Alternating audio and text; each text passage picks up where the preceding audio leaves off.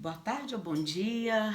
Acho que é boa tarde ou bom dia, que eu tô meio perdida no tempo aqui. Família, amigos, pessoas que me seguem nas redes sociais. Eu senti necessidade de estar vindo aqui hoje gravar esse vídeo para vocês, diante de tanta coisa que a gente está acontecendo, no momento que a gente utiliza as redes sociais para lazer, para descontração, a gente vê tanta aberração, tanta mentira, tanta fake news, que se não tomarmos cuidado, nós vamos adoecer mentalmente, né? Porque a gente já temos famílias divididas, já temos uma sociedade dividida, uma eleição acirrada, né? Nesse caminhando para o final aí, chegando nesse segundo turno. E eu queria dizer para vocês que durante muitos e muitos anos eu fui uma pessoa que não acompanhava política e que votava pela filho de fulano, de ciclano, porque alguém falava e pedia voto, eu não discutia, eu não entendia da importância que a política tem na nossa vida.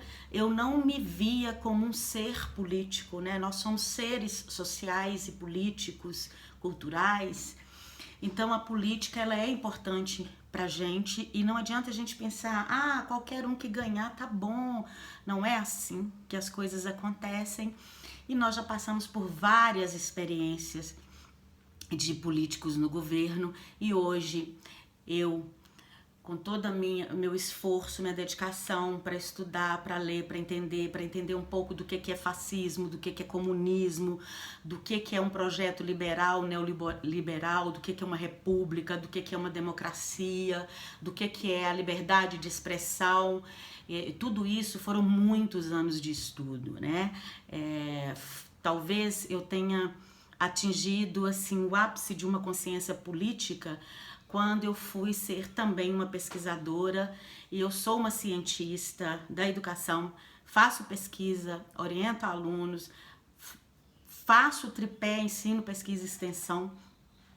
Então, utilizando todo esse meu conhecimento, minha experiência de vida pessoal e política, eu venho aqui desmentir algumas fakes que chegam a doer o coração da gente, né? Primeira delas, eu queria perguntar para você que está me ouvindo o que mudou na sua vida nos últimos 4 anos no governo Bolsonaro.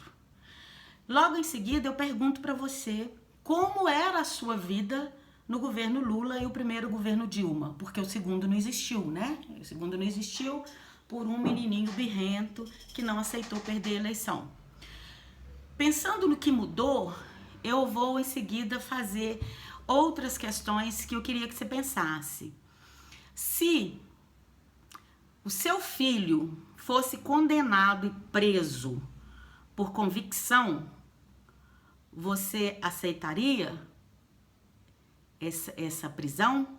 Se o seu filho fosse julgado, fosse tirado de uma empresa, que ele tinha chance de chegar à presidência dessa empresa, porque ele era uma ameaça ao concorrente e um juiz parcial resolveu prendê-lo, isso é o seu filho, para que ele não fosse candidato e não concorresse com o outro, né, possível candidato à presidência.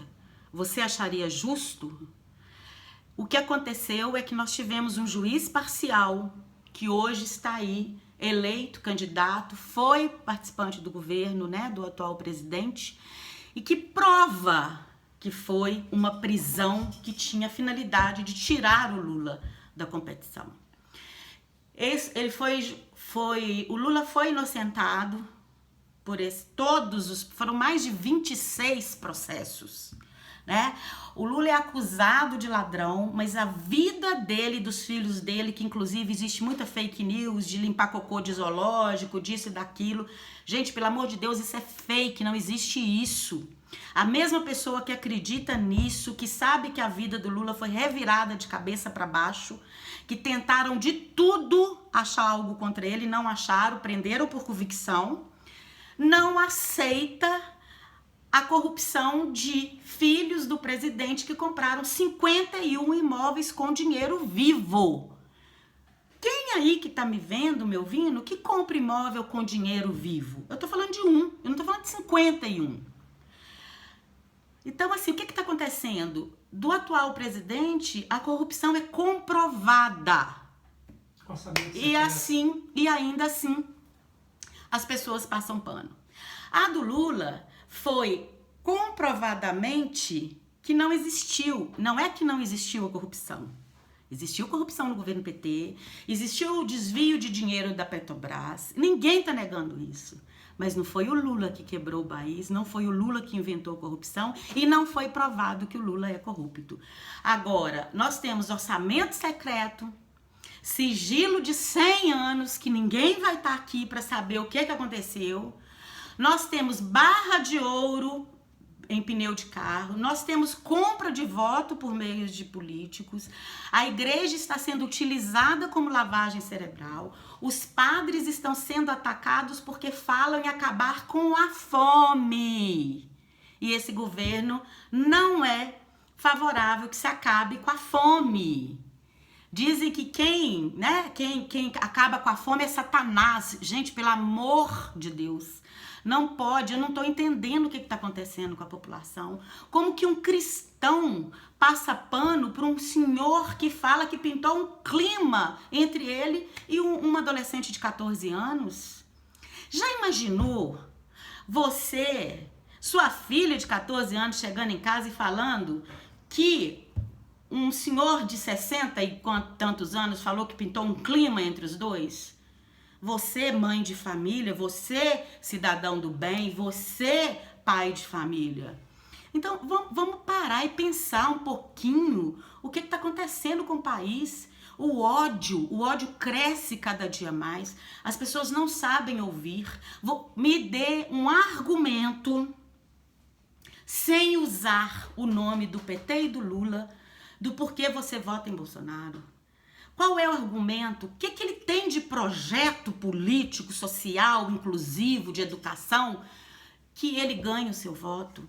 Não vem com essa mentira de que Lula vai fechar a igreja, de que Lula é do tráfico, Vocês sabem que isso é mentira. Vocês utilizam isso para esconder o fascista que mora dentro de vocês, porque não tem lógica.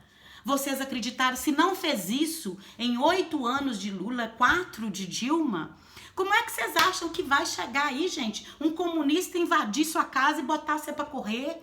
Vai pesquisar o que é MST, vai pesquisar o que é comunismo. Não existe comunismo no mundo que se quer. Se você vier a falar aí de China, de Venezuela, vamos entender direito o que significa essa palavra. Então vamos pensar um pouco. Eu tô falando isso porque eu já estive do lado de não pensar, de não questionar, de não discutir e de aceitar e estar alheio. Mas não dá mais. Nós estamos com as nossas instituições sem condições de continuar a fazer pesquisa.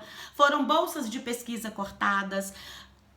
Não temos mais dinheiro para fazer reuniões presenciais, não temos verbas para pagar trabalhos que já foram feitos na instituição. O projeto do governo é um projeto de desmantelamento da universidade pública, desmantelamento das instituições de ensino.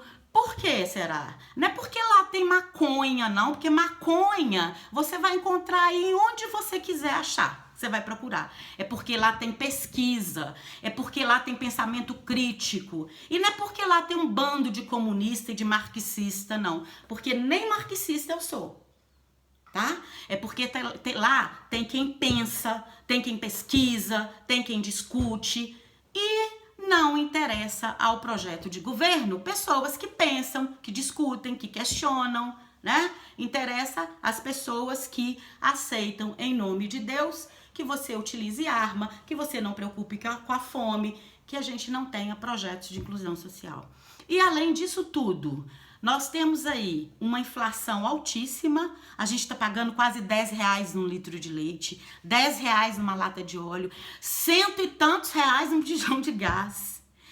e com um projeto provado, não é fake, de congelamento de salário mínimo e de aposentado. Uma vergonha de um aposentado que quando aposenta o salário não dá nem para comprar remédio deles, né? Dos aposentados. E ainda tem um plano cruel do senhor Paulo Guedes, não é fake, assumido, e mesmo assim as pessoas passam pano, mesmo aquelas que ganham salário mínimo. Gente, isso foi um pouco de um desabafo, foi um pouco de apelo para quem pensa em digitar esse 22 aí nas urnas, que procure por várias fontes, se informar das fakes, das mentiras e da crueldade que essas pessoas são capazes de fazer. Essas pessoas estão brincando com a justiça, brincando com a fome, brincando com a miséria. São 33 milhões de pessoas na miséria e na fome, e de cada 4 pessoas que morreram, 3 poderiam ter salvas da Covid. Poderiam, se houvesse tido agilidade na compra da vacina. E tudo que é falado da Covid, da vacina, é fake. Tá aí, ele rindo da cara de quem tá morrendo, ele falando que não é coveiro, ele imitando a falta de respiração. Vocês vão passar pano pra isso? Vão achar que isso não é sério?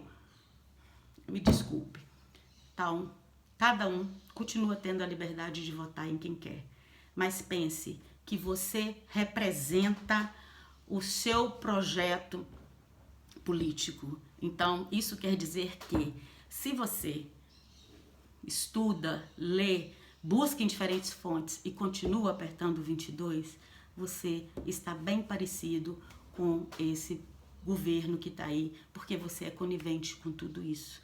Você é conivente com Pintou em Clima, você é conivente com a negação da ciência, você é conivente com o sigilo aí do orçamento secreto, com a compra de voto dos pastores, com os desvios de BR, com o dinheiro que foi bloqueado agora das instituições públicas.